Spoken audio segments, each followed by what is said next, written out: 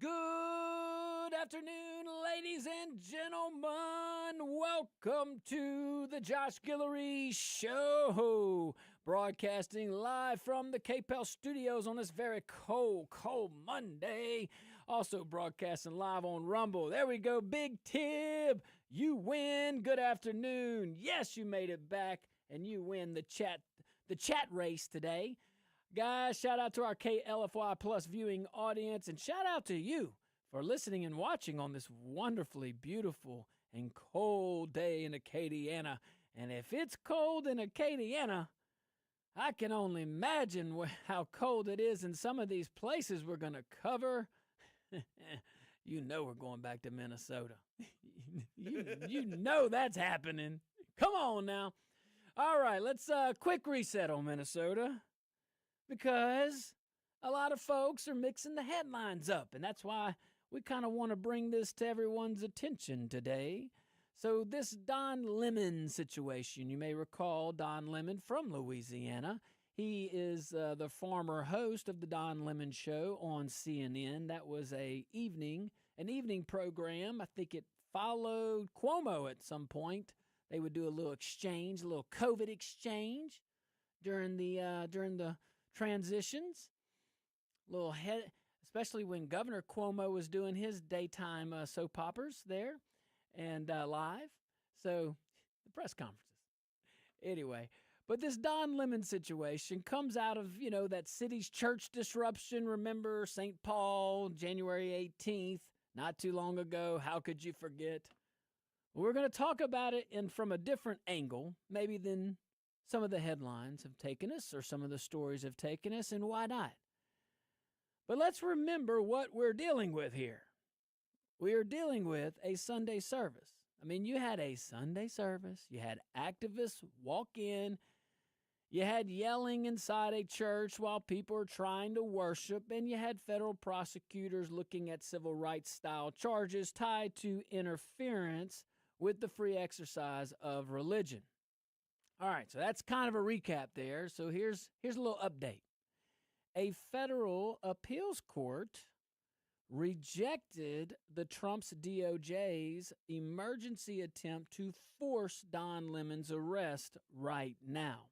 You may recall that the Department of Justice filed charges. We'll kind of go into this a little bit more, but they filed charges on all these people. Most of them were arrested. Don Lemon was not. Same situation, same facts, same everything to everyone, except he was not arrested. A lot of what we're talking about is procedural, but let's see here, because if you hear it right off the bat, okay, that sounds like a big win for Don Lemon. Until you read what the judge actually said alongside it, and that's important. Words matter here. All right, so one of the judges wrote that prosecutors clearly established probable cause for all 5 arrests, for all 5 warrants, all 5 warrants, and you need probable cause determined by a neutral and detached entity, a magistrate, a judge, a court. And one of the judges on the appellate panel says that prosecutors clearly established probable cause existed for all 5 warrants for arrest, to include Don Lemon's. And that means the evidence in the paperwork supported the idea that a crime likely occurred and that the people named were involved. Now, the reason the appeals court still said no, it really is procedurally. It's a procedural no. The judge basically said this: you have other lanes to drive in, and you have not shown you need this one, this particular procedural vehicle, which is right now very extreme. It's an emergency lane. See, they're in the regular lane, as the judge said. You're in the regular traffic lane. Got to get out the emergency lane right this second. And that matters because it kind of tells you what this is really about. Because if you only rely on the headlines right now, if you only rely on the national talking point guys and gals, this will be very misleading.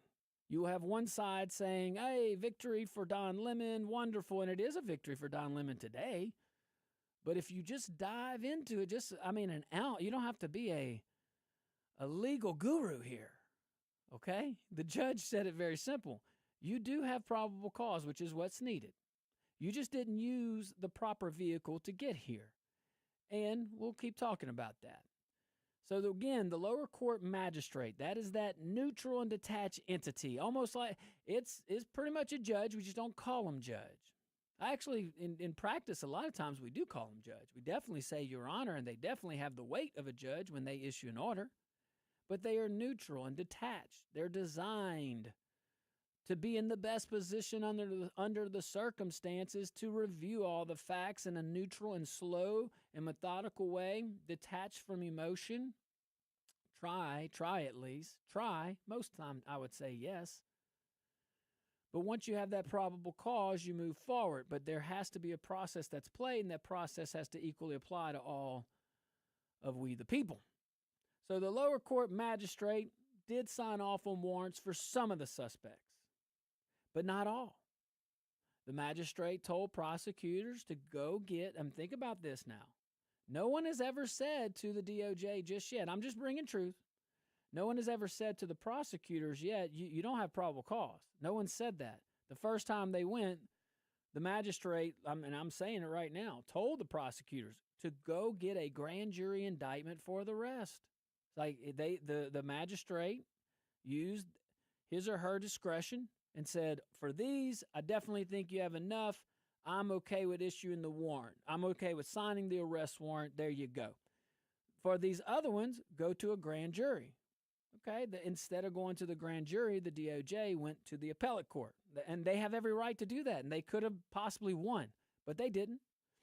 So instead of taking the route that the magistrate said, again, prosecutors tried to get a district judge and this little panel to override the magistrate. And on a clock, by the way. And they used very urgent language about copycats, like this would be a copycat thing and another potential disruption. All possibly valid points. And these are the kind of things, this is like going for it on fourth down, since we had championship games yesterday. You know, if you win or if you make it on fourth down, the coach is a genius. If he doesn't, then he's an idiot. So it's one of these where kind of was a little bit of a gamble. You know, you could have won, and the judge could overrode and said, hey, what are you talking about? It is and think about from the Trump's DOJ department, and I keep saying Trump's DOJ. It's the DOJ. It's supposed to be autonomous. But the DOJ's position, think about it. It's the same defendants on this, different name. It's the same activity, same church, same activity, same victims, same everything. Same everything. So why is it that some, like Don Lemon, who may have a bigger name here or more popular, more name ID, why is he not having an arrest warrant when all these other ones? And it's a fair question. But this panel disagreed. So, because the appeals court stepped in, they said no to emergency relief. Okay, so when we get back, we'll keep talking about this, and there's two things about this that are near and dear to me that are probably near and dear to you. But I want to see you. Shout out Kill Switch. Shout out Big Tib. I want to see you over there, that Rumble chat. Let's get it live. Let's get it hot. Let's get it spicy. We'll be right back.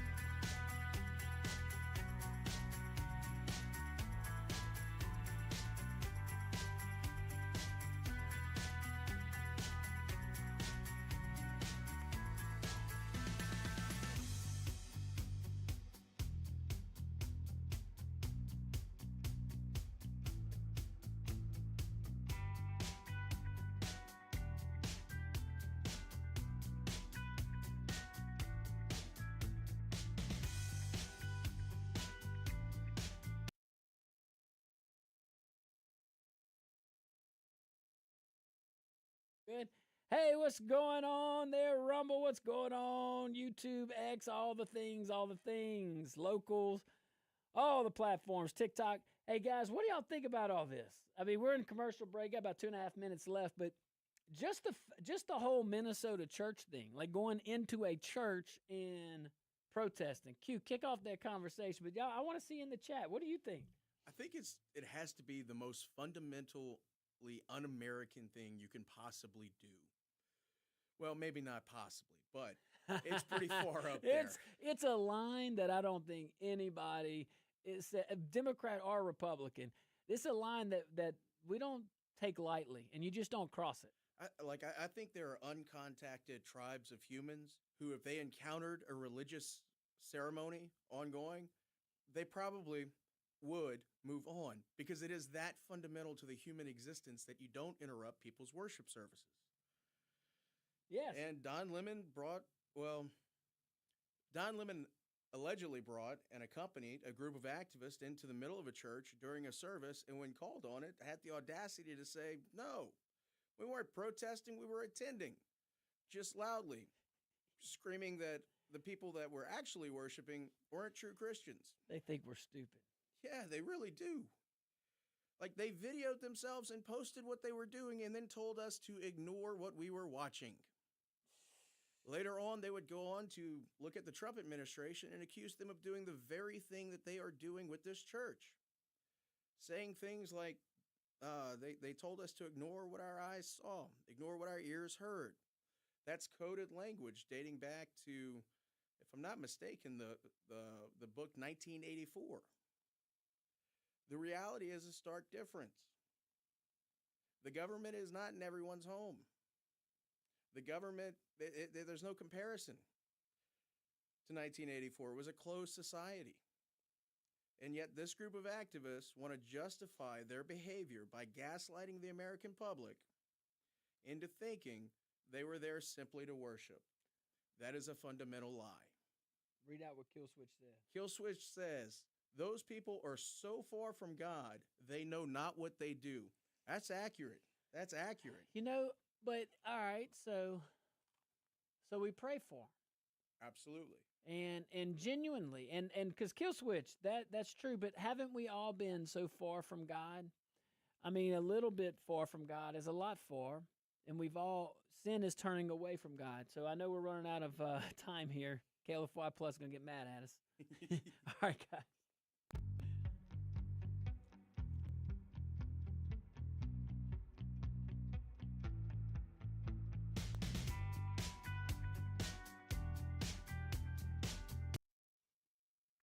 Welcome back to the Josh Guillory Show, broadcasting live from the KPEL studios here in Lafayette, Louisiana. Also on the mothership, rumble.com. Go check out rumble.com. I see our friend Dan Bongino's coming back to Rumble exclusively as of right now, I believe. So happy to share the platform. Interesting path that he has had there to get back. And maybe we could talk about that a whole other show on that one, I would imagine. Hey, guys, this segment brought to you by my friends over there at SeaSafe, SEA, just like the ocean, seasafe.com. Great American company. Great Acadiana company. Love it. All right, so let's talk about this situation in Minnesota. We're talking about the church that had all the protest over there. Don Lemon was part of it. Well, the DOJ presented evidence to get a warrant, an arrest warrant. They apparently 2 courts have said there's probable cause, but for some of them there were different paths that the court would have liked to seen. And the DOJ, I am saying, took a gamble by appealing the magistrate's decision up the chain, where all the way up, where an appellate court has to step in and say, no emergency relief. So now, put my American hat on. I care about 2 things at the same time here. And I think most of my dear, wonderful, very learned audience does too.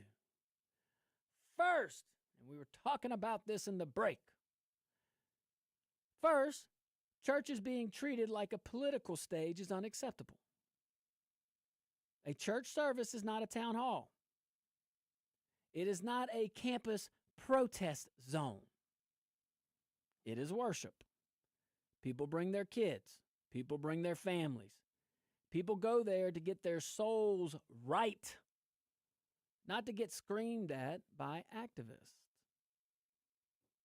Second, prosecutors and courts have to do this the right way, consistently. When you start trying to create new shortcuts inside the system, you hand your enemies the argument that they want, and you turn a clean issue, a very clean issue here, messy into a messy one. Don't need to do that. The clean issue is simple, my dear friends. A group entered a church during worship and disrupted it. That conduct has consequences in a normal society. The messy issue is the DOJ trying to force an emergency arrest through a route that judges are saying is the wrong route. So here's where this sits today. Probable cause was stated by a judge. Think about that. Emergency relief was denied by the appeals court. The DOJ still has the obvious next step sitting right in front of it, which is to present the case to a grand jury. The judge, two courts have given you that option and have all but said probable cause exists. If you want the simplest way to understand all this, I'm saying to my fellow attorneys over there, it's this. The courts told DOJ to use the normal tools, not the shortcut tools, not the emergency tools. I get it. The first time, you wanted to maybe gamble. Perhaps the gamble pays off. I equated it to a coach going for it on fourth down. You make it, you're a hero. You don't, you're a fool. So you took the gamble, get it.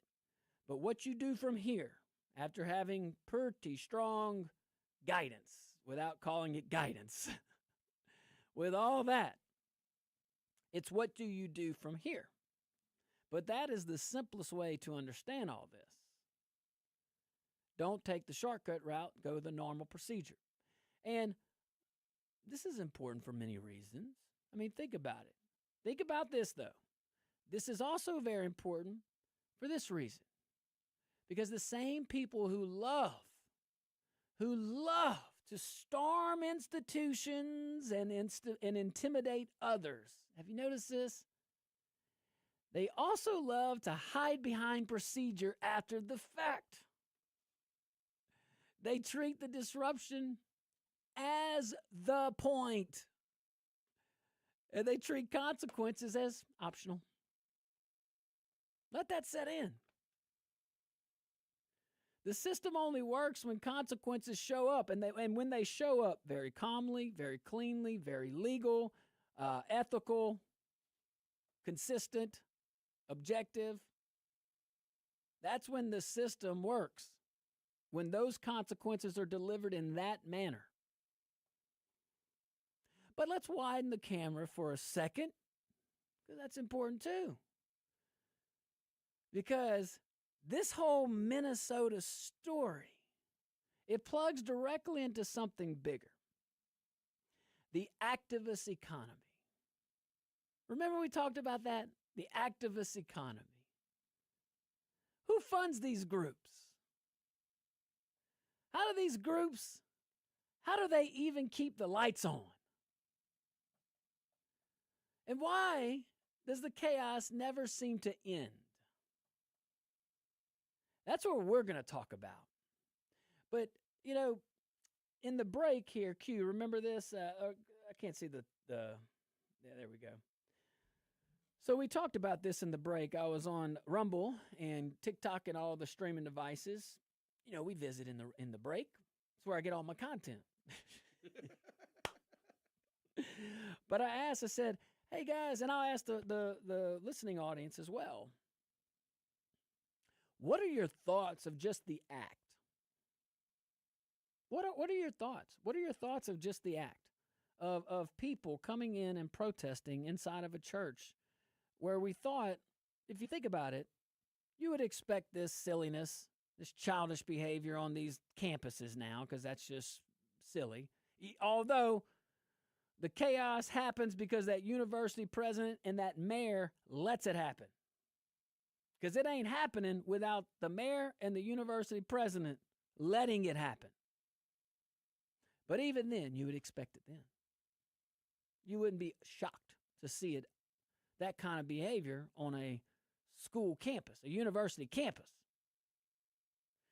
You could even see that in, we keep saying, the public square, or wherever that means. You have plenty of public places. You got parks, you got pavilions, you have a whole bunch of public places. You can go to your local city council meeting, voice your thoughts. I think Minneapolis has one of those. I'm sure there's a process. I'm sure you can go get heard, fill out some card. I'm sure you could go do all that, you know? But all of this, if you think about it, all this chaos, all this endless chaos, it doesn't have to be endless. But it is creating this whole new thing. And that is the activist economy. There's a lot of money to activism. I'm just a community organizer. Whatever that means. Community, what is it? Look at community organizer. Come on now. But this protest economy, this activist economy, it feeds on emotion. It feeds on people's deepest fears. It feels on people's maybe deepest hope, which is great, I guess, to a degree, unless it's abused. But only a few elites benefit from it. Every 4 or 5 years, one of these little pop-up moments happen, these little movements. I'm going to go block the street, because that's real mature. That's real productive. Hurting the people that you claimed that you want to help. But anyway, I digress. Q. Hey, guys, when we get back, man, we're going to talk about this activist machine. We're going to talk about this activist economy. And I can't wait to hear from you. Them phone lines are open.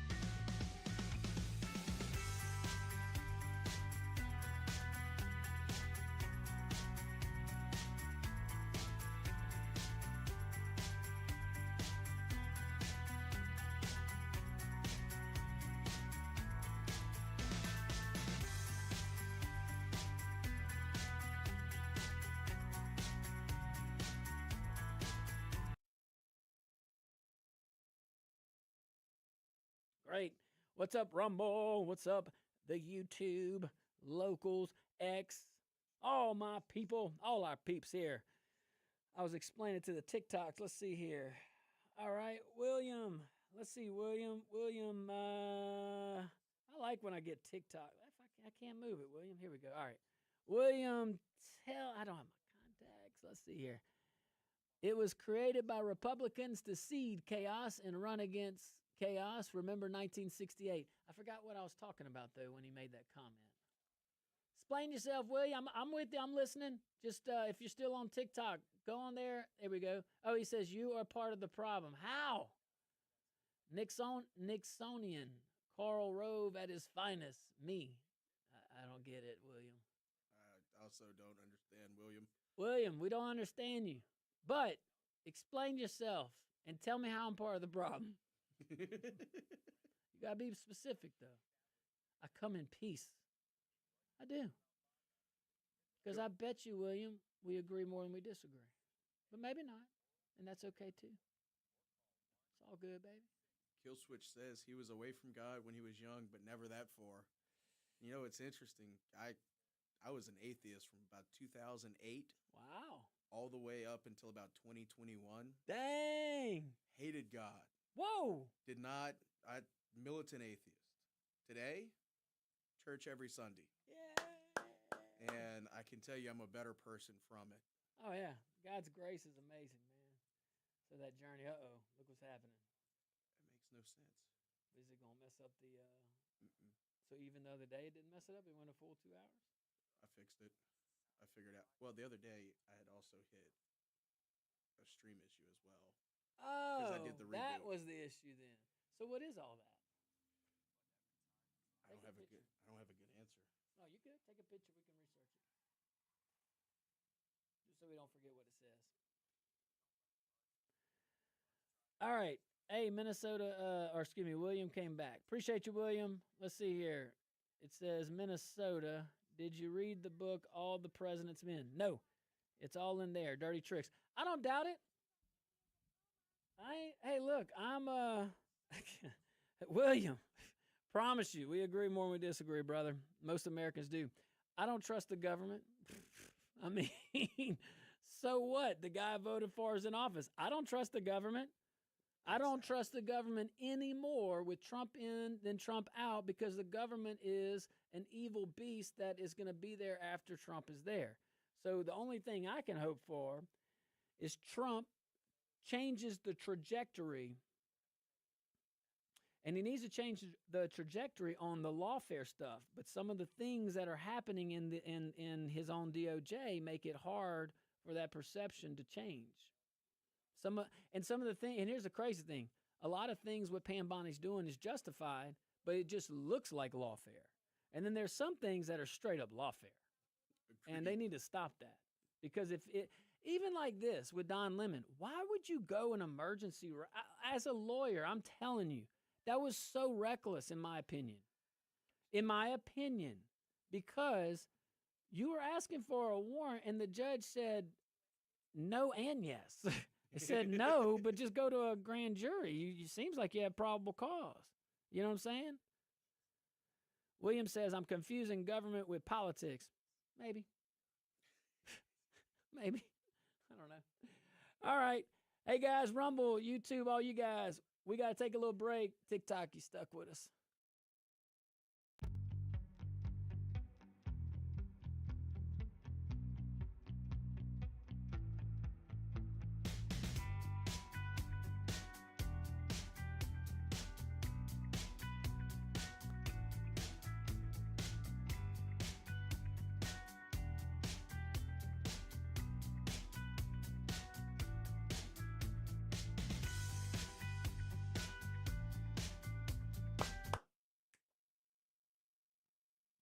Welcome back to the Josh Guillory Show.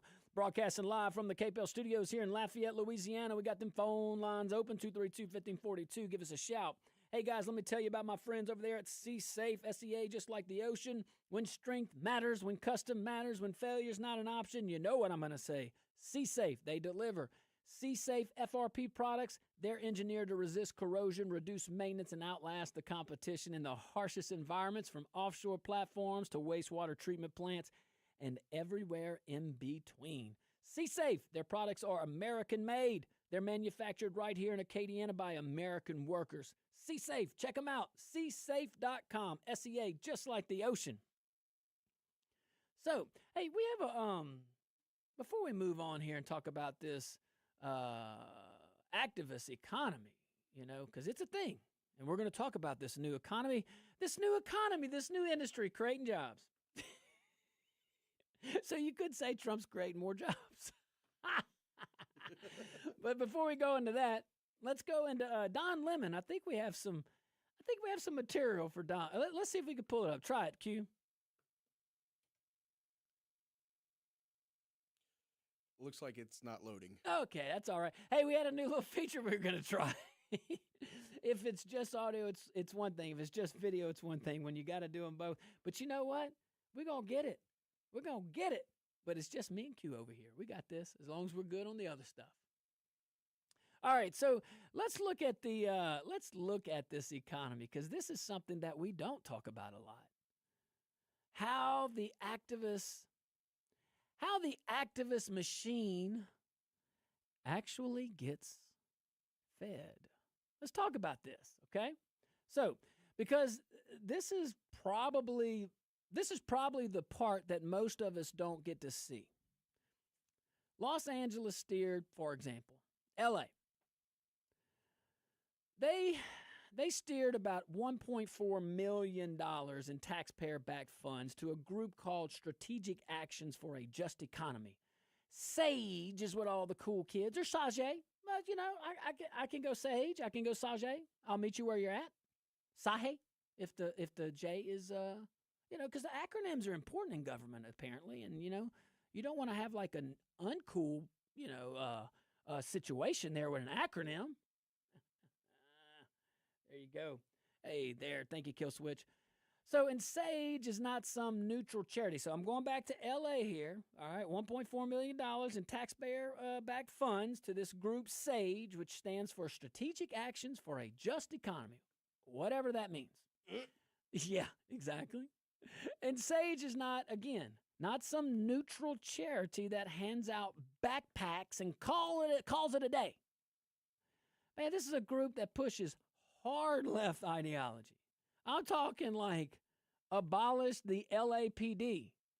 Listen to this one. Cancel the 2028 Olympics. All the usual stuff, rent, mortgage freezes, boycotts, the whole menu. And here's the really striking part. The city does way more than simply tolerate them, by the way. You know, some of these things, oh, we're going to tolerate them.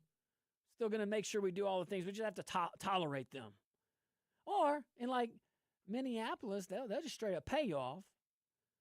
This one, the city pays them. The city hired them. The city formally contracted with them and paid them with public dollars. You can't make this up. So I wonder if our friends over there in California, in LA, I have a dear friend. I mean, like a brother to me in LA right now, waiting for his flight to leave that place. He just happens to be delayed right now. But come on. I wonder if the fine folks of Los Angeles, did you know that your taxpayers were being funded to get the LA Olympics out of your town? Just that alone. And do you know if this group, like this political group, is getting money to push for things like abolish LAPD? Do you want do you think most I don't know what they're called, Los Angeles people? Los Angelines? I don't know. Help me. Los Angelins. That's probably the most accurate. Who knows? Those people from LA.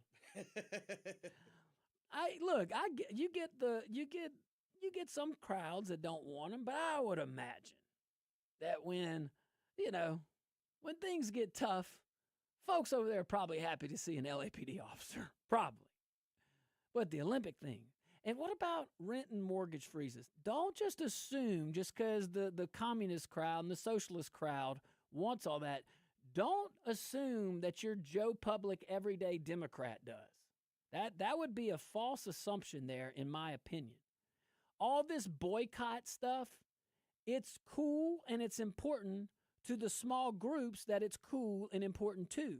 But collectively, it hurts the masses at large. So while there may be short-term gains with this stuff, long-term, I don't think the fine folks of LA, as Democrat as they may be, would want these kind of things. And they wouldn't want, or if they did want those things, abolish the LAPD for whatever reason, okay? To my friends in LA, why does this group get your money? How about this, LA? I'll meet you where you're at. Let's assume that 100% of the population wants to abolish the LAPD, cancel the 2028 Olympics, have all these mortgage freezes, boycotts, rent freezes, the whole thing, a whole activist economy gambit, the whole menu, as I said earlier, okay?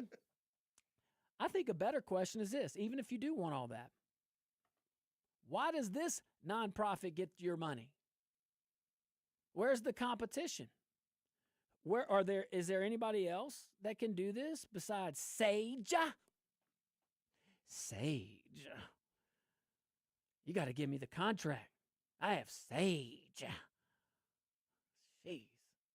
I could be totally mispronouncing it. There is a chance it's Sage. There's a chance. Like, it's LA, man.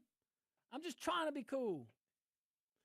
But $1.4 million in taxpayer funds to a little group. Strategic actions for a just economy. All right, what strategic actions and what the heck do you mean by just economy? Because what we know by these little phrases, what it means to you, it might mean something different to someone else, to include a large majority of most of civilization. So you got to see what we're working with here. We got to understand the playing field. Got to know all the players involved. So, Sage, very important work over there in Los Angeles. They have contracts to do tenant outreach, education. Yes, always big in government, education. And mapping work tied to housing programs, all right? Some of this money runs through a fee system conveniently paid by landlords and tenants. Just, does it all come together now? Is it all kind of coming together?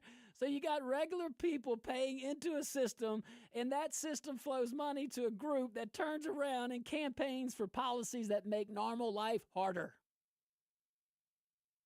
That is the opposite of making sense. And this is how you end up in a circus world where the public pays for its own harassment, not even entertainment. And it'll get better, but let's go to the phone lines first. Hey, Renee, thanks for being patient, buddy. What you got, brother? Hey, I've been in active duty. I've been in National Guard, When I was there, I do my time, get paid for it, and then I pay all kind of taxes with the various jobs I did. And then when it comes to VA benefits, it seems like the congressmen want to cut here and there, but their Ponzi schemes, they're making millions. I said we need to cut down on them benefits the congressmen get when they get out of office. Let them go to work at Walmart at a greeting place, or let them cut some grass or something. We pay too much for them congressmen. They worry about how much their veterans make, and as a reservist, I work and I paid. I'm getting my tax money back. True that. If I get any benefits, that's infuriating. Very Maybe much we should so. be like Starship Trooper. You can't be in politics unless you do time in the military, since you're going to end up using it. Ooh, thanks, Renee. Hey, I'll tell you that last line, though, about the military, because, you'll be using it.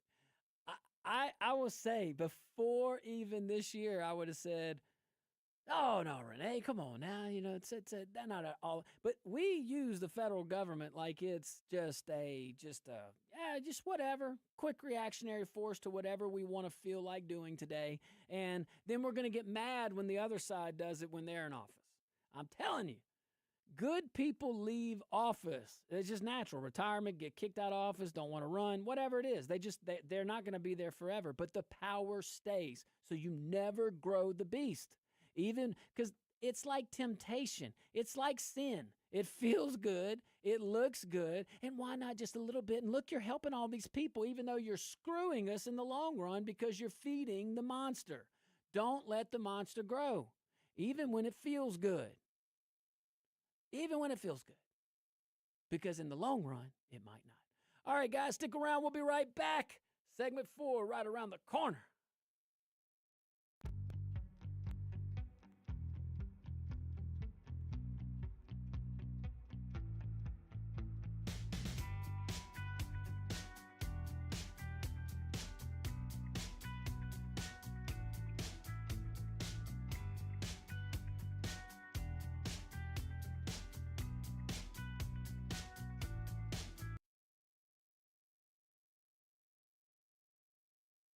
Thank Hey guys, what's happening, man? What's happening? We're in a little break here. We got a few minutes left until segment 4. I'm looking at my notes, okay, on what we're about to talk about. It really, some of these things are just absolute. It's hard to imagine that they happen, but they happen. And even Los Angeles, I could even give all the Los Angeles guys a benefit of the doubt and say that they didn't know what was going on. All right, it's questionable. That would be hard. That would be hard to believe. But let's just say they did. It's another example of really just government dependence and government growing too big. Even in Los Angeles, you can still have a big jurisdiction and not have big government. You know what I mean? What's that? What are you pointing at? The Zeta. What's that? The timer screen. Oh, are we good? We're good. Do I need to look at something? You don't. Oh. I didn't know if I had nonverbals there. Sorry, guys, we're on the break. We're behind the scenes. We're just trying to figure out. So, yeah, but look, some of this stuff that, just about this group, I'm talking about Sage, but and that's a group in Los Angeles. It's our case study for today. We will have other case studies. I think Lafayette, Louisiana is becoming a good case study. And I got to, it's weird for me to talk about it because I was in office, but I still live here. And there are some things happening that, it's a slow bleed. But but I do try to find other jurisdictions so we can remove all perceptions that might get in the way of clear thinking. But sometimes it's hard. But anywho, Kill Switch, he says, if there's no New York and LA business or wealthy people, where does the money come from to pay for crazy socialist programs? Yeah. And then I read your next one. Sound is good, my brother. Thank you very much. Thank you for the feedback. Yeah, if there's no one in LA, like if all the people making money that are getting taxed out the wazoo and businesses taxed out of the wazoo, why are they leaving or changing their domicile? Because I don't think they're leaving. Legally changing all their stuff, moving all their treasure outside of New York and California. Well, then who's left to pay for all these programs? Great question, Kill Switch. Here's the reality of that. Either one, they're not losing as much as we may think, but I think that's only time. So I think it's only a few more, about maybe 5 or 10 years at this trajectory until they start feeling the impact. But here's the reality. It's grown so big. The dependency on Los Angeles, dependency on New York as a whole, whether New York City or the state of New York, from its citizenry, and I ain't going to pick on them, Louisiana's 40%. Louisiana has almost 40% of its population on Medicaid. So we know all about government intrusion and government dependency. Not just from the individual, but from the state's dependency on the government, the federal government. And that's what you're going to see with these programs. When all the money leaves LA and New York, you're going to see we the people pay for it.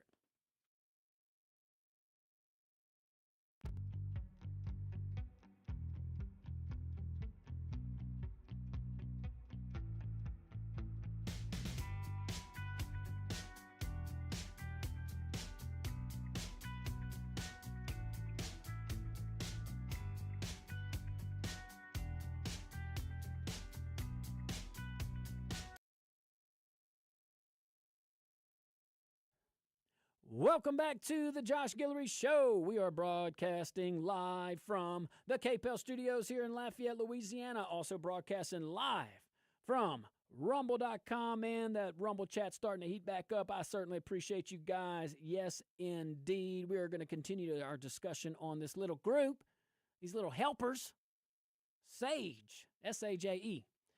So, Sage got $1.4 million. They are absolutely an left-leaning ideology, hard-pushing group. They publicly advocate for the abolishment of the LAPD. They want to cancel the 28 Olympics. They want all these freezes to mortgage, to rents. They want to boycott things, all the stuff that you would expect from an activist group in an activist economy. Well, it gets better. So Sage, turns out, has contracts with the public, public dollar. All right. So we knew that, $1.4 million. They have contracts to do all these things like tenant outreach. They want to educate, whatever that means. Mapping work tied to housing programs. You telling me someone in your development department can't send out pamphlets? You got to hire more people? I'm telling you, you could. I love the mapping work. That's important. Yeah, go get, if you got the services, get the folks that need it to the services. And education and awareness is important. But you have the resources. You don't need to grow government, and you don't need to contract your partners $1.4 million. You don't need to do all that. Now, so we talked about what that meant, but it gets better. Sage has also sued the city of Los Angeles while still getting paid by the city. So the city, let's get this straight now. So the city of Los Angeles, my dear friends over there, the city funds a group, the group sues the city, and the public gets to finance the whole cycle. So you get the contracts, you get the lawsuits, you get the damages, but you're still paying and over and over. Now, that arrangement might be allowed under city rules. Fine. But legal does not mean wise. And legal does not always mean the right thing.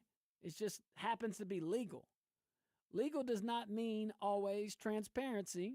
Legal does not mean it always passes the smell test. Where are your eyeballs? Look.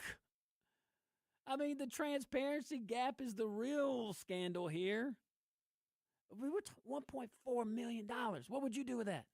You'd probably do the work, number one, make an honest profit if you have to do it, and be grateful. But I have a feeling that this is just a vicious cycle, because it is. I mean, think it, a contractor with a political agenda, direct access to City Hall, exemptions from some lobbying disclosures.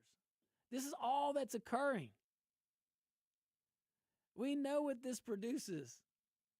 It produces a permanent class of professional activists who never have to win an argument in the marketplace of ideas.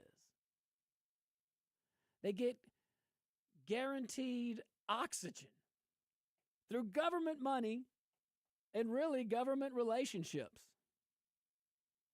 And it makes the whole city meaner and poorer. That's what that cycle produces. Cops get treated like the enemy. Homeowners and landlords, they get treated like villains by default. Working people get treated like walking ATMs to the government. And then City Hall, they act shocked when people leave the state. Kill Switch said in the break, well, what happens when all these people leave? Who's going to fund it? We will. The federal government will somehow get in. I'm convinced of it. In some way, shape, or form. The power's not going to leave, and neither is the money. Unless we do something about it. And maybe we are. Time will tell. Time will tell on that one. But that is why we as a country, this ain't a Republican thing, we as a country keep pushing for more and more transparency, more and more accountability. And it's going to take all of us from the ground up. It really will. Cool thing about it is we can do that very conveniently now through technology and through these podcasts and stuff like that. But when taxpayer money gets routed through nonprofits with political agendas, with no real oversight, people get played, and people don't want to get played. Now keep that frame in your head, okay? Because it kind of connects right back to Minnesota. I mean, when the streets get hot, when institutions get targeted, when leaders start posturing instead of governing, you usually find the same ingredients underneath it. Think about this. Ideology, incentives, money. Think about it. Now let's go back to Minnesota and the White House's posture this morning, because it's a little mix of de-escalation language and enforcement language. It's worth understanding cleanly. It involves our dear friend Governor Tim Walz over there. I wonder if he talked about burning tires or anything with the president. I wonder how that conversation went. But what we're going to do is we're going to talk about that when we get back. You had something? I think he probably giggled and laughed at least once. Good night, Governor Walz. Hey, I like the fact they're talking. We'll cover it when we get back. Stick around, guys. We'll be right back.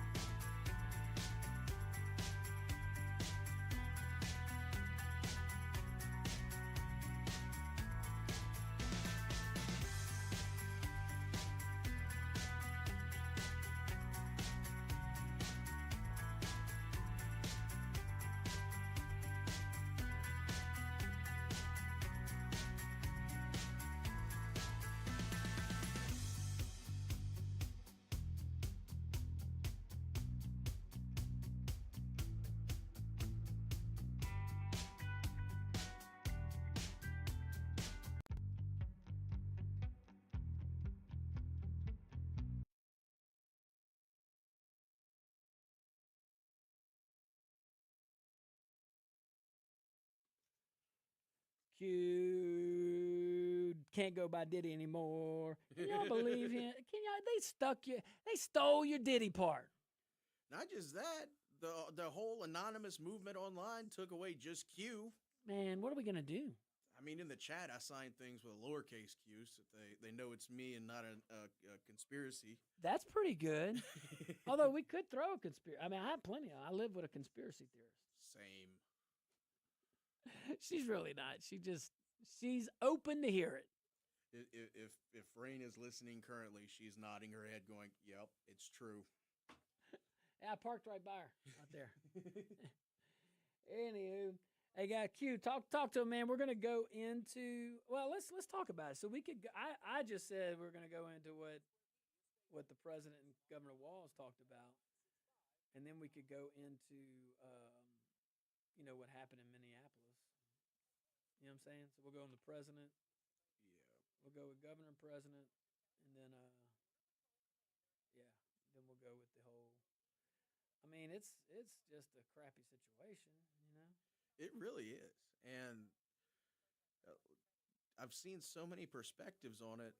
It's so early in the investigation that it's almost impossible to make conclusions based off of just a little video, based off of the law enforcement perspective hasn't been made public yet. Yeah.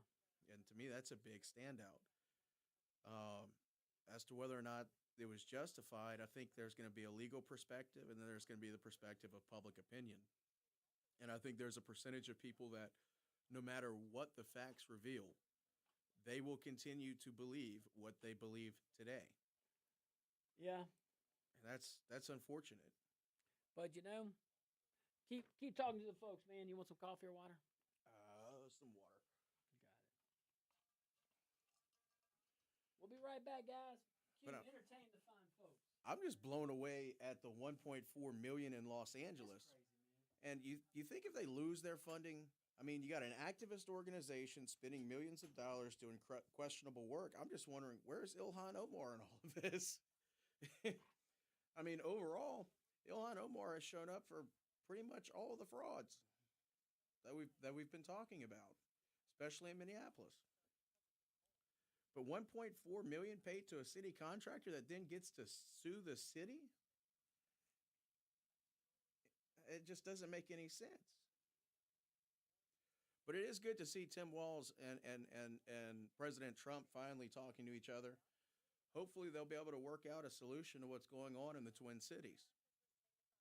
I saw earlier President Trump just simply asked, allow ICE to pick up detainees from the jails. So that way the fighting doesn't occur in the street.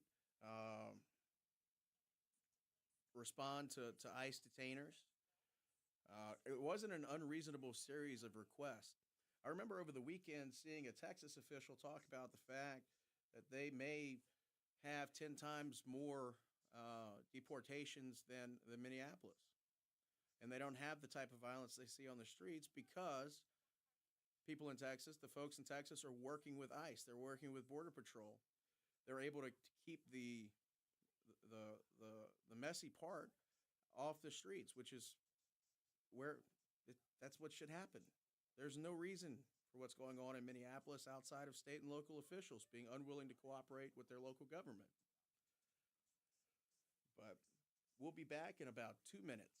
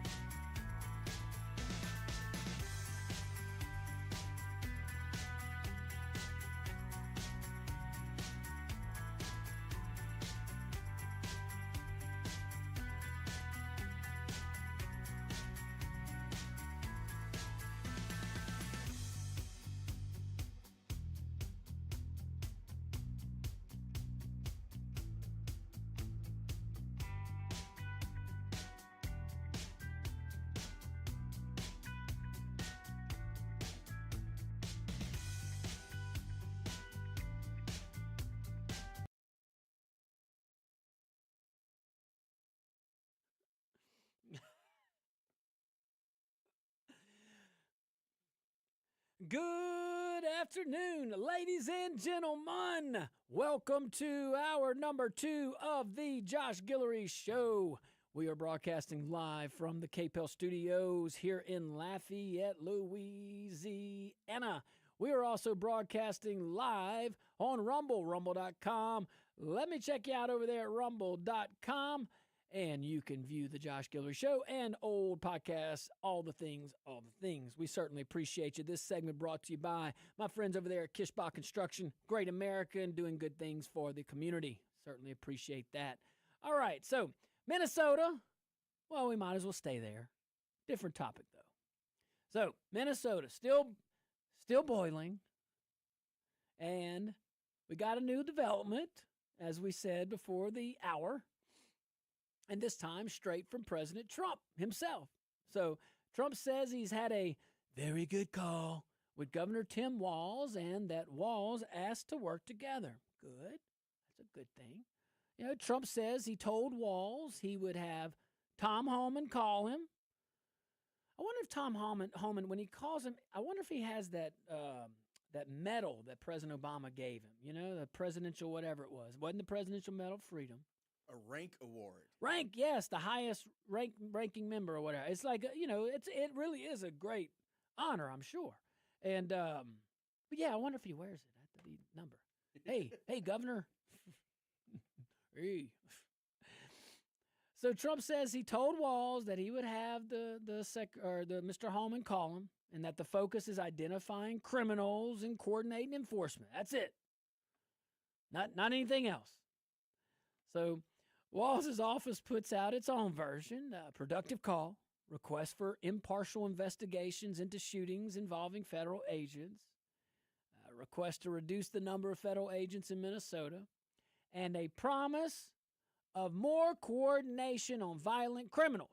Well, all right. So here's what's going on, kind of big picture. Minnesota has two problems hitting at the same time. Problem one, clearly, is enforcement. Clearly. The administration is running aggressive immigration operations in blue run areas in Minnesota. Part of that story. Problem two, and that is legitimacy and trust after shootings involve federal agents.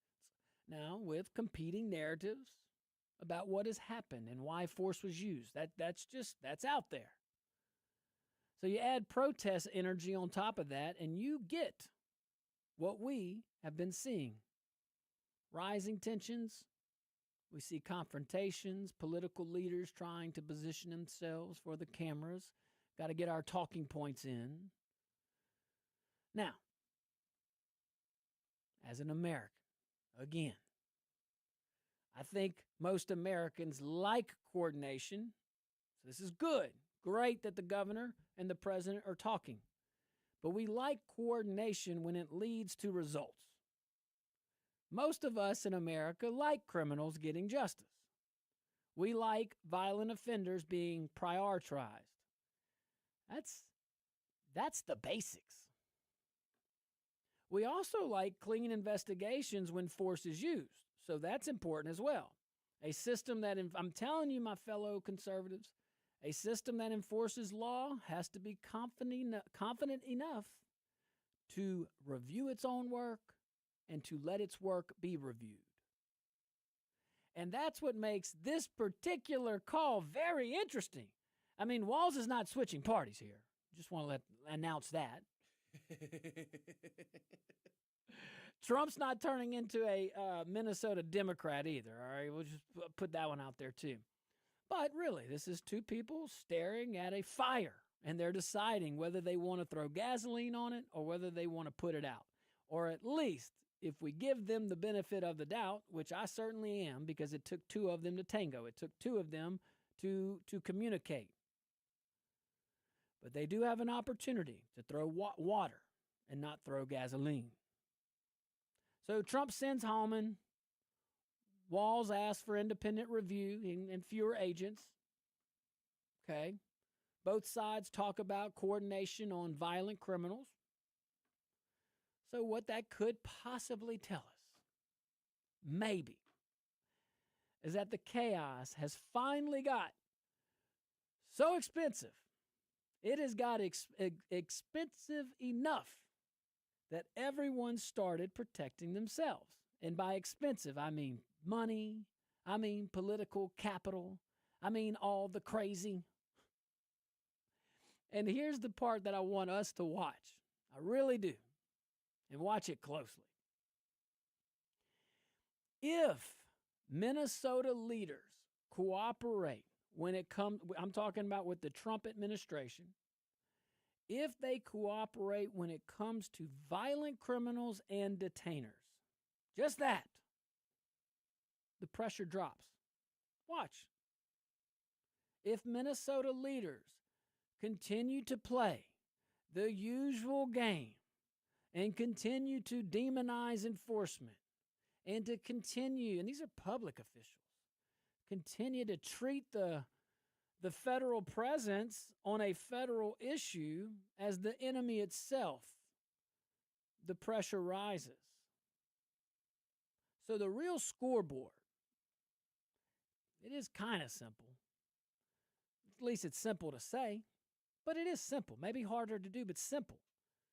Fewer riots, fewer violent criminals on the streets, and a process the public can trust when a shooting happens. That will be the byproduct of genuine cooperation to prioritize violent criminals and detainers. Think about that. Just that alone, just that one tiny bit of the enforcement process, working together, the pressure drops. I'm telling you, how could it not? Everything, how could it not?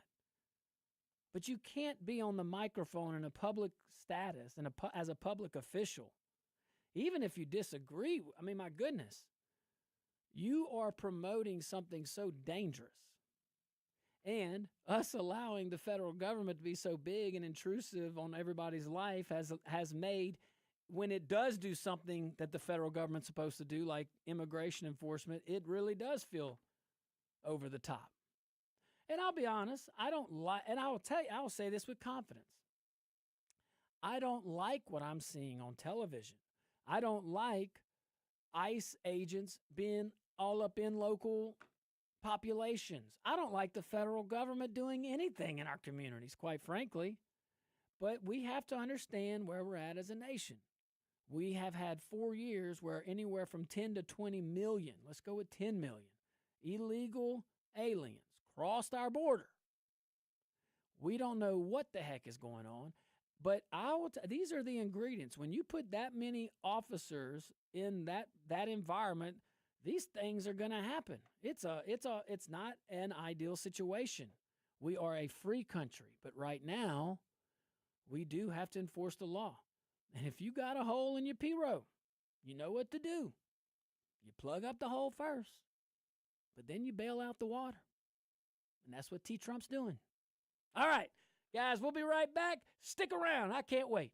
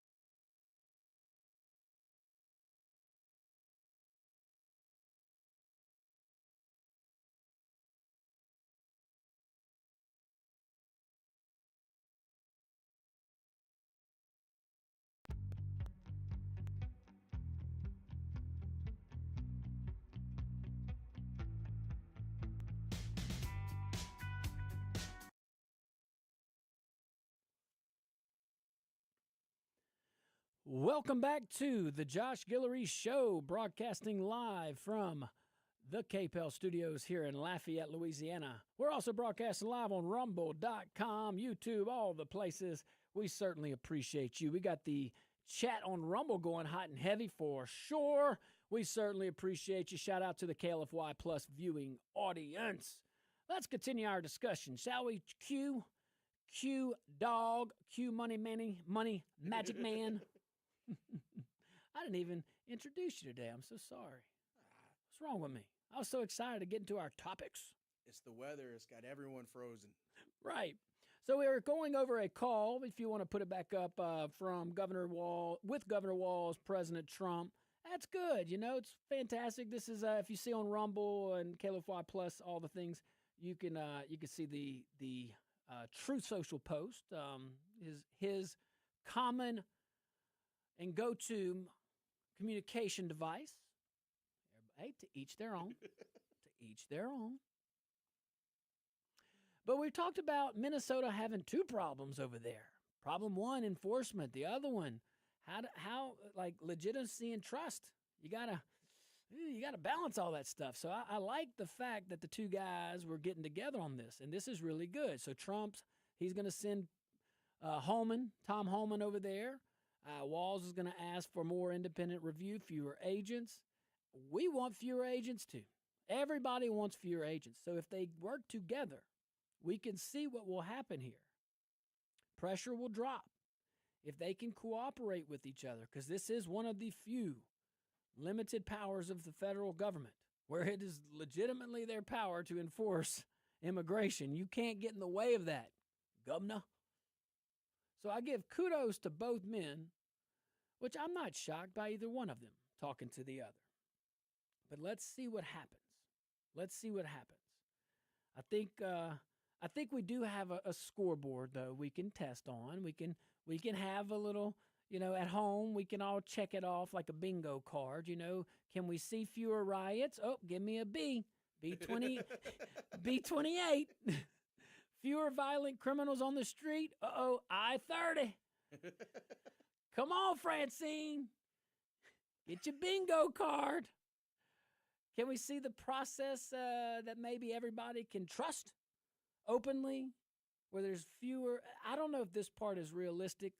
I think it's realistic in substance, but from a perception standpoint, whoever's in charge, the other side will make it something it's not. So I don't know if until we can cooperate on being more unified in facts, never suppress opinion, but can we be unified on facts?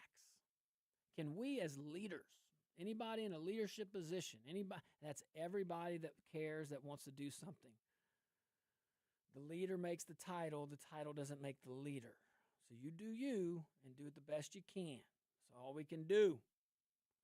But if folks in charge could at least be unified on the facts and not inflame the situation, Republican and Democrat, pick your crisis. I promise you will lower the temperature if you do that. But that's where we stand right now. So good call. That's fantastic. Way to go. We'll see what happens. It was very interesting. All right, so we'll keep you posted on that. Let's switch gears here, because what is happening in Minneapolis? Same area, different angle, different topic, different news. Because what we're watching, all of it, it was built. It was planned, it was staffed, it was logged, it was tracked, and then monetized politically the second the shot was fired. So there was a serious situation over the last few days, Alex Pretti was killed. And I hope I'm pronouncing that name right. But before Alex was killed, I just want to bring, let's just talk about this, because we talked about facts and things like that. What we do with them and how we feel about them, fair game. Great. All about it. But before Alex was killed, far left activists were already on the scene. Not reacting, but what appears to be waiting. Signal chats were active. That's an app you can use to have supposedly encrypted text messages. Alerts were live. License plates were being logged into a database labeled Confirmed ICE. Roles were assigned with emojis, foot patrol, dispatch. You got medics, plate checkers. That is a pretty serious organization. Federal agents were there to arrest a criminal illegal alien. The activists were there to interfere with law enforcement. That was not spontaneous. That was a strategy. Minutes after the shooting, the machine flipped on. Red phone emoji. All points alert. Video clipped. Captioned. Blasted nationwide. Supplies already staged. Signs already printed. Language already chosen. And within hours, socialist and communist groups across the country turned one death into a national mobilization.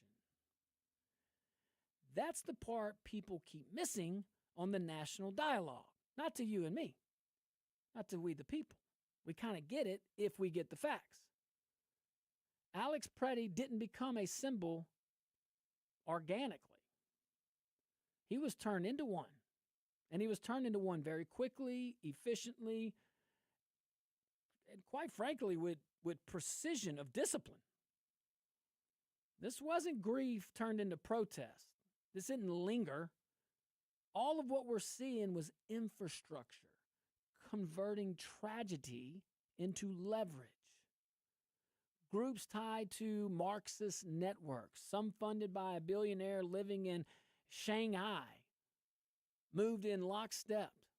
I mean, posters, calls for general strikes, emergency protests in New York, coordinated messaging accusing federal agents of execution. Nazi comparisons. What about that? Revolution type language. Wouldn't even know what they're fighting for. And the media, for the most part, mass media, national media, played along. I mean, cable news ran live shots of angry crowds without naming who organized them. Just, boop, here you go. Interviews with neighbors. You saw neighbors, okay, who just happened to be professional activists calling for nationwide shutdowns. Logos, group names on signs, they're visible on camera, but never mentioned. I think that omission is important. I think we should notice that. You start stripping the ideology out of the story, all you're left with is emotion. And emotion is easy.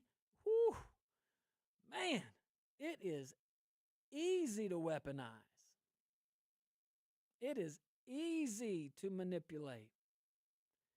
It is quite the tool available to the messenger right at their disposal. And with the resources at the national level, mass media-wise, to get that story out, it's quite impactful. So when we get back, we're going to open up those phone lines. We'll talk about this and so much more. Don't go anywhere. I can't wait.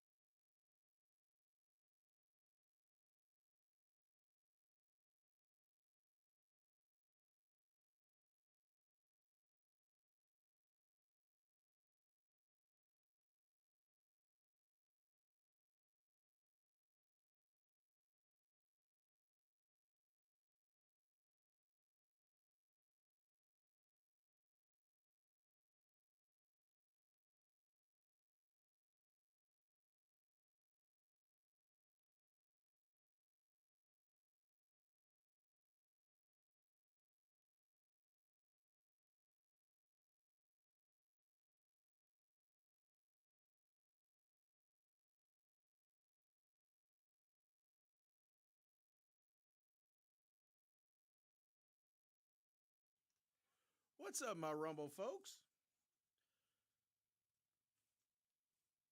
Well, it's like I'm not there.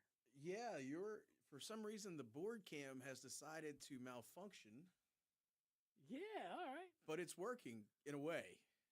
Hey, I just work here. No, I'm kidding. I don't even work here. We just go hang out. But yeah, looking at Minneapolis right now is pretty crazy. TikTok, we're in a commercial break. Quentin is briefing the Rumble audience. But what we're seeing in Minneapolis and these leftist networks, Signal was previously almost considered an intelligence level tool for encrypted communication. There's no middleman. There are no records retained. Signal messages are as invisible as you're going to get without basically building out your own infrastructure from telecom to the devices. This is the next best thing that they have, and they're using it to coordinate across the country in a way that almost makes them look like an organized resistance movement more than a political organization engaged in First Amendment protected activities. The fact that they're able to have supplies dropped off to protesters within minutes of a request, that's the logistics network that the United States Postal Service still hasn't managed. They've been around over 200 years. Their communications, their logistics, their ability to rapidly deploy manpower, none of that is natural. This isn't organic. Movements don't build that quickly on their own. It requires trained activists, people who can organize effectively and quickly. It takes money. These communications networks, these infrastructure networks, none of that is free outside of Signal. So when you start looking at building all of this out, who's paying for it? Because we know the people who are spending 8 hours a day on the street protesting, they probably don't have a regular income. Well, unless they're paid to protest. Otherwise, what are they doing? And the concerning thing is this type of network could expand to other cities and other issues. But we're about to come out of a commercial break. We got about 42 seconds left, and we'll be right back with you.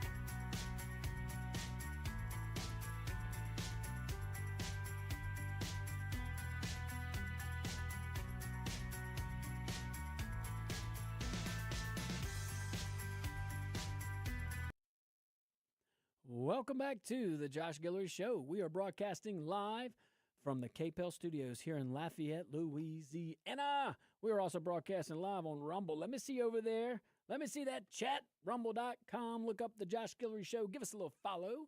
We certainly appreciate that. Hey, this segment brought to you by my friends over there at SeaSafe, SEA, just like the ocean, seasafe.com. All right, so we were talking earlier about we were talking about a lot of things.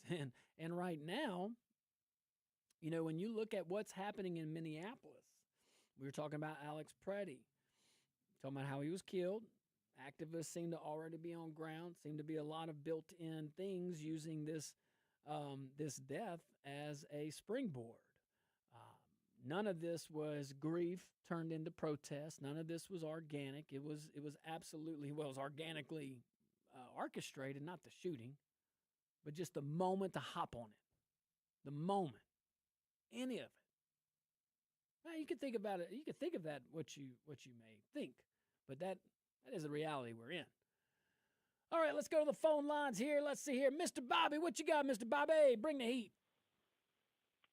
Yeah, LT, you got a good sense of humor, but you can get serious, real serious on issues right there, talking about all that emotion. That's what you was at when you was pounding sand. That's what it was about. Yep. Yeah. Well, here's another thing here. In law enforcement, if you don't comply and you resist, you escalate the problem. Okay. I'm following. Yeah, and here's another thing. You know the way I look at Trump? Trump is like the CEO of the United States, and he's looking out after the stockholders, which is us. That's a great comparison and something he knows all about. And his board would be the legislature or the legislative branch. That's right. And another thing, I was watching Pam's AG the other night. I got up at 2:30. I couldn't sleep. Of course, I went to bed at 7:30.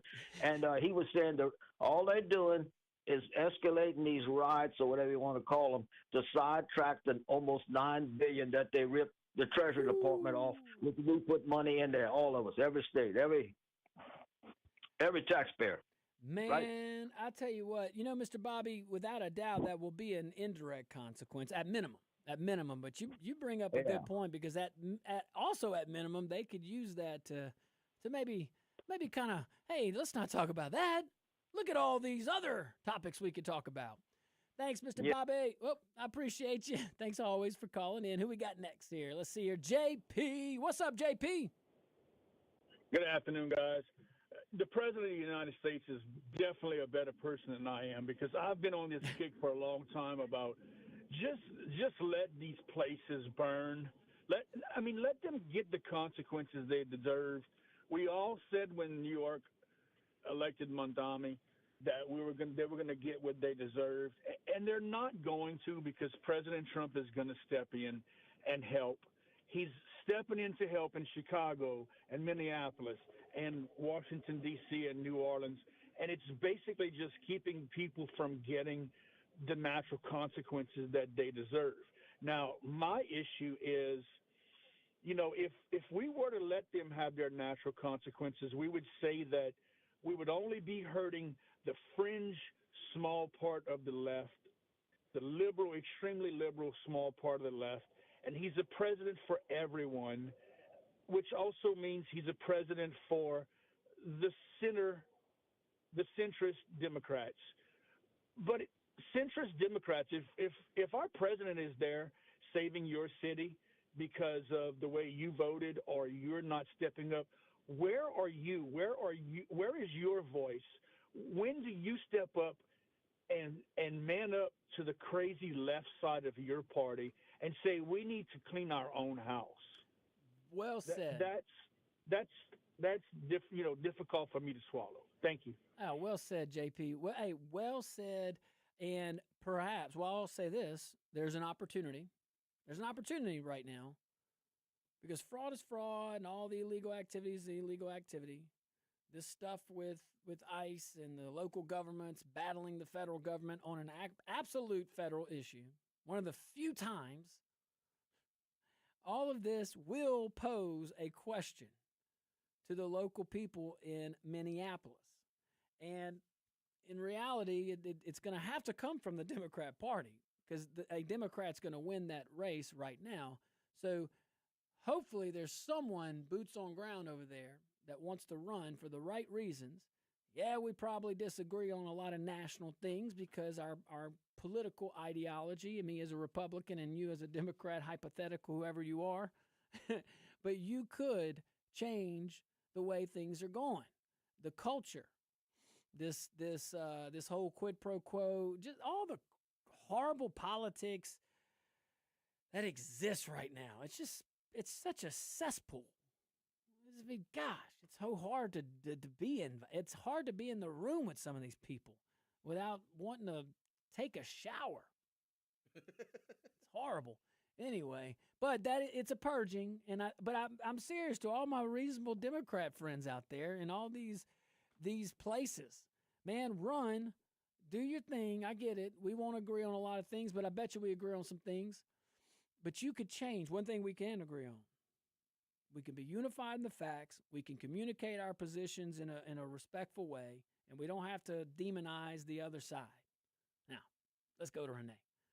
What up, Renee? Bring the heat. Yeah, I think it's just a crisis political whack-a-mole. After this burns out, we're going to have somewhere else that it's going to be crisis engineered by the same people with the same supply chains, the same money, finance, and the same actors. That Renee Goodman shooting, self-defense, it was too engineered. I mean, I don't care, LBGT, that woman should have cried more. She was in shock. It looked like she egged that shot. So they. Oh, Renee, your reception is going out, my friend. But he's talking about that the one particular shooting with the ICE agent. The the vehicle was going towards them. Definitely a shot in the front in the windshield. And there's some video footage all over the place. And that situation will play itself out. Because surely, if you look at some video, it's like no-brainer. Yeah, of course, the officer was threatened and self-defense. And you look at other videos, you're like, oh, golly, it looks like she was running away and someone just shot her, specifically from behind. I mean, that was my, take on some of those. So I say this. There's a process. Best process I know. And that is kind of what we talked about earlier, going through a neutral and detached entity, court of law, show the evidence, have everybody's voice heard, look at the facts, weigh the facts against the law, make a decision. So that's pretty much the summary of that. So anywho, we'll talk about this, though, because let's go back to what we were talking about with Mr. Alex Pretti, okay, in regards to the shooting there and how organized it was. Renee had mentioned that in his call, and that's not by accident, All these groups tied to these Marxist networks, all of these. I mean, you got some folks funding this that could care less about your American values. And we had national media outlets just playing along. But, look, once we get out of that ideology, I'll say it again, Mr. Bobby was kind of picking on me there a little bit, but I'm with him on this. When you take that out, you are literally only left with emotion. But I got to say, we keep talking about one person, and this is more than one man. This is about more than one man. Because if you look at this, there's still an element of pressure that you have to consider here, even in this situation. About forcing federal retreat through chaos, about teaching agents that every arrest will be tracked, surrounded, filmed, and turned into a national spectacle. There's some things coming on, pressure, all these things. Vice President J.D. Vance called it engineered chaos. That is accurate. This was more than disorder. This wasn't disorder, actually. This was very much the opposite. It was design. And when people ask, well, why are federal agents on the edge? Why are these ICE agents on the edge? Why are they so aggressive? Well, why operations look so tense, they ask. Or maybe volatile. Why does enforcement feel so volatile? Well, this is why. Look at the environment they're in. Life and death situations with all this. And it's a balance. And the balance will. Nature has a way. I'm going to open up the floodgates with this comment. A force greater than me has a way of working these things out. Okay? But all of this, and I'm going over, I get it. But you don't get peace. I'll end it with this. You don't get peace when mobs are organized in advance. When law enforcement is stalked in live, real-time, every day, all day, and every confrontation is preloaded for propaganda. That is not protest culture. That is the playbook of an insurgency. And Minneapolis didn't stumble into it. It absolutely, what is being apparent, is becoming the test case. So how we deal with this is very important. So we'll go into a little break. When we get back, we'll keep those phone lines open. I can't wait.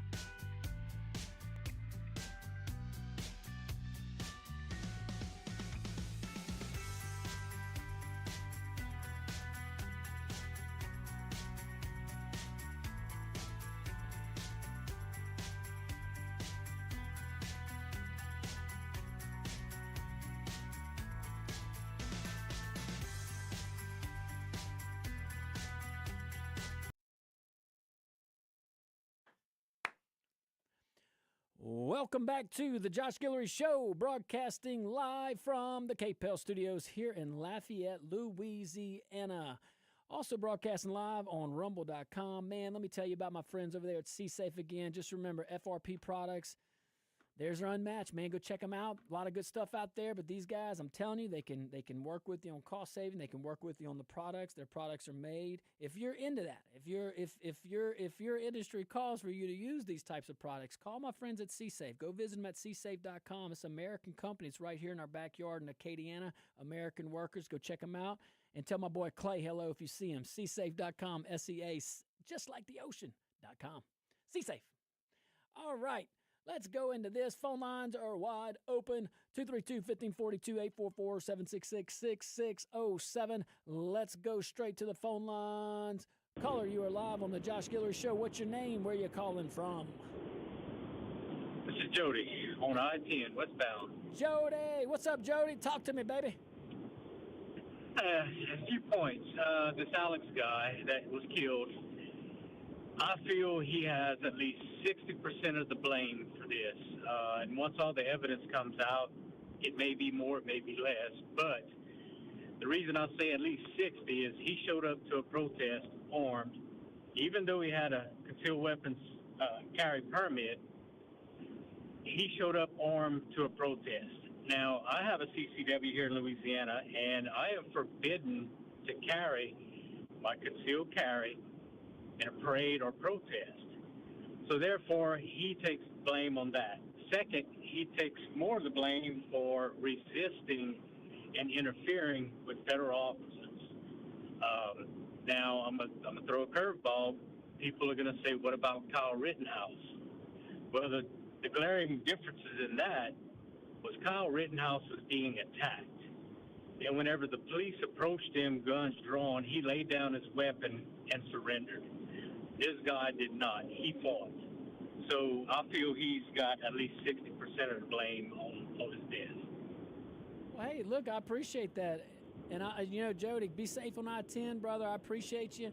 And there's probably a lot of folks, sharing in that observation. It's kind of hard, know everything right now, just like in that other example that you mentioned. These things will play out. And just like in that other case, look what had to happen. It had to go all the way to trial. It had to, the process was not overnight, and it took a hot minute. And this situation, well, we're going to see, I hope we see all the facts and circumstances. Definitely some similarities, definitely some differences. And I think Jody did a good job of explaining some of those. And look, man, I appreciate you. Stay safe on I-10 westbound. I didn't ask him where he was going. Stop and get some boudin. No matter where you're at, if you're on I-10 and you're in Louisiana, chances are, especially west of the Mississippi. And be cautious of the car accident on I-10 westbound around Lafayette. Oh, can we fit Renee in? All right, Renee, you got about 20 seconds. Go. What's up, Renee? Oh, no. Doggone it. Man, so we didn't get a chance to talk about the hotel incident. Man, that's something, too. But, yeah, look, you can kind of see all this. We talked about this protest culture. We talked about this protest economy. Let's see if we can get Renee in here for about 20 seconds if we can. Renee, you got about 20 seconds. Go for it. Yeah, I want to say the drug culture has affected everything. I mean, like they sell crack and then they mix it with stuff. It permeated into the food culture. Big industry put all kind of additives and extras, and you don't really you have a choice, but you don't have a choice. Hey, it's how can you? Very good. Hey, I appreciate that. You definitely tune in each Wednesday to Wellness Wednesday with Dr. Kevin from Dr. Kevin's Wellness Clinic. He's talked on that a lot about big everything, big pharma, big medicine, big whatever you want to call it. Hey, lots of goods, lots of things that maybe not so good. And we need to know both so that we continue to do what's good, throw away what's bad. I kind of sounded like the former vice president talking in like a bunch of fluff there. Not intended. Apologies to my dear audience. As we were running out of time, I was trying to find the words to hopefully grace you with. Hopefully didn't burden you by what has not been or whatever it was. Anyway, hey guys, thank you so much for tuning in. I had a blast. Great 2 hours. Certainly. Look, guys, cold out there. Be careful out there. May God bless you and be kind.